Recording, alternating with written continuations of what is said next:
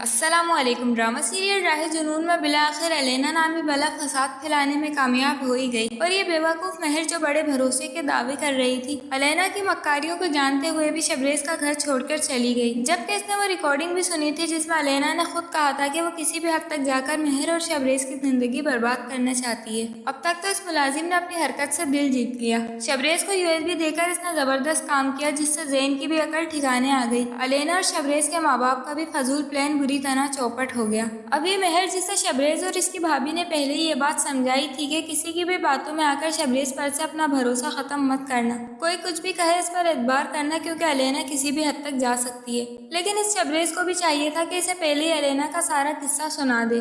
اب الینا شبریز کے گھر آ کر مہر کو الٹی سیدھی کہانیاں سنائے گی جن پر مہر فوراً یقین کر لے گی اور غصے میں اپنے کمرے میں جا کر سامان پیک کرنے لگے گی۔ شبریز کہے گا کہ میرا یقین کرو، میں تمہیں بتا کر ناراض نہیں کرنا چاہتا تھا۔ مہر کہے گی وہ تو تم نے ویسے ہی کر دیا اور غصے میں اپنے گھر چلی جائے گی۔ اس کی امی بھی اسے سمجھانے کی کوشش کریں گی کہ تمہیں کوئی غلط فہمی ہوئی ہے، شبریز تم سے بہت محبت کرتا ہے۔ اب شبریز اس کے گھر جائے گا اور اس سے کہے گا کہ اگر تم نے میری بات نہ مانی تو میں اپنی جان لے لوں گا۔ مہر وہ گولی اس کے سر سے ہٹانے کی کوشش کرے گی اور شاید اچانک گولی چل جائے گی اور فائرنگ کی آواز سے پولیس آ جائے گی اور شبریز کو گرفتار کر لے گی، اور پھر مہر کو بھی اس کی بات پر یقین آ جائے گا کہ شبریز بالکل بے قصور تھا۔ وہ اس سے ملنے جیل جائے گی اور اپنے رویے کی معافی مانگے گی، اور پھر وہ زین کو کال کر کے بلائے گی۔